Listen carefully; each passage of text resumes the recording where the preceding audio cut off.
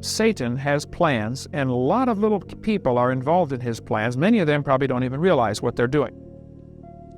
God is even above all that, laughing at Satan's plans, okay? He's going to win in the end. So we as Christians don't need to get nervous. I think we need to get busy, but we don't need to get nervous. And I interview people and talk to people all the time who are students of the New World Order, and they read all the books, and I've read dozens and dozens of books about the New World Order, okay?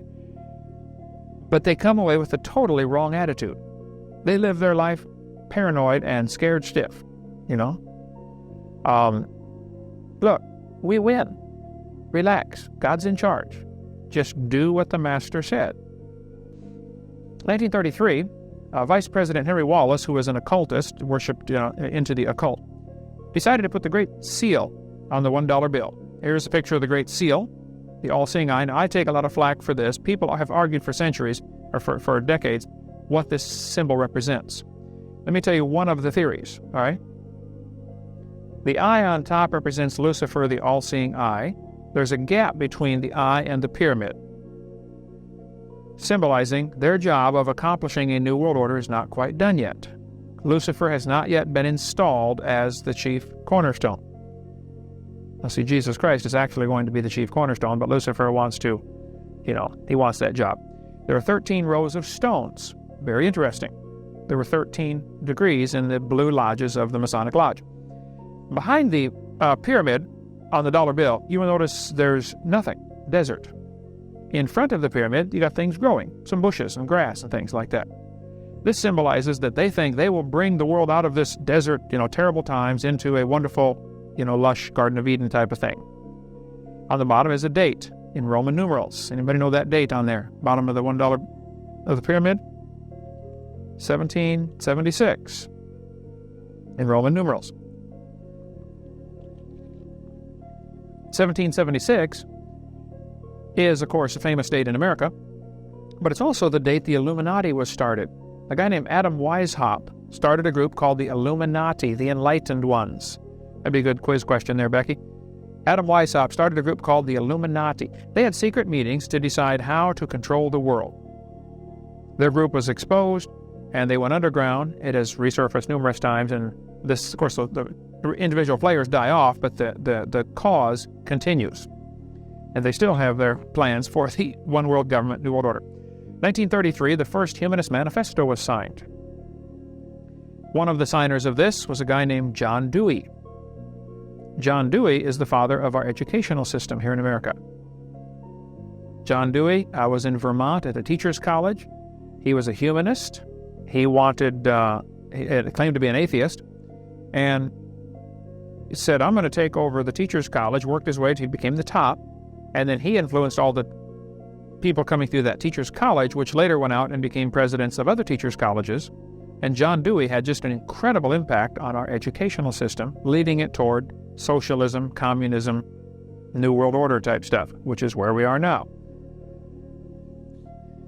Adam Weishaupt, the founder of the Illuminati, said, the most wonderful thing of all is that the distinguished Lutheran and Calvinist theologians who belong to our order really believe that they see in it, that's the Illuminati, the true and genuine sense of Christian religion.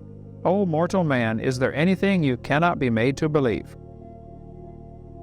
It was all a hoax, and many Christians, people claiming to be Christians, fell right in line and started getting into this. There are Christians today in some of these groups that really think that's going to be good for the world. Revelation chapter 2, talking to the 7 churches, the angel said, I know thy works, and where thou dwellest, even where Satan's seat is. The symbol for years of Satan worshipers has been the goat's head. That's where the expression kids comes from. A kid is a baby goat. It's an insult to call someone a kid, because that means you're a child of the devil. Average person doesn't know that anymore, and I have done it for so long it'd be probably impossible for me to break the habit. Say we had 30 kids over today, but it really is, a kid is a child of a goat, right? And so that was the expression. And I have people in seminars sometimes, a lot of homeschoolers will say to me, Brother Holman, I don't have any kids, I have children. Kids are of the devil. I don't know, not a big deal to me, but the Bible says in Matthew chapter 25, he shall shepherd divideth the sheep from the goats. Set the sheep on the right hand, but the goats on the left. Many of these New World Order type clubs have the upside-down 5-pointed star as their symbol. Very interesting. That's the symbol, the satanic symbol, representing the goat's head, the 2 horns, the ears, and the mouth coming down, the 5-pointed star upside down. Satan worshipers all across America use this symbol freely in lots of their things, have the upside-down 5-pointed star. Very interesting to note that Washington, D.C. was laid out this way. Here's one of the original maps of Washington, D.C. Notice the upside-down 5-pointed star. You ever wonder why the streets go so crazy in Washington, D.C.? Why not just right angles like every other town, you know? Why does Pennsylvania Avenue go at such a weird angle? Well, it just so happens that the very bottom of the upside-down 5-pointed star is the White House. Hosea said, "My people are destroyed for lack of knowledge."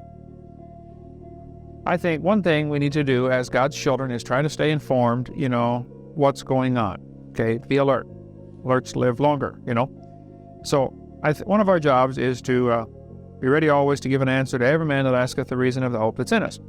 Satan has plans. Doesn't matter what his plans are, because God is going to win. And we've covered earlier how he wants to reduce the population of the world. Covered that in seminar part 1 about his goals to, reduce the population, get rid of people. I think what we need today are people of understanding, people who know what's happening and can tell us what to do. The Bible says in Proverbs chapter 28, "But by a man of understanding and knowledge, the state thereof shall be prolonged." If we had some people who had some understanding and some knowledge, we could prolong the state of well-being and health and happiness, in our country.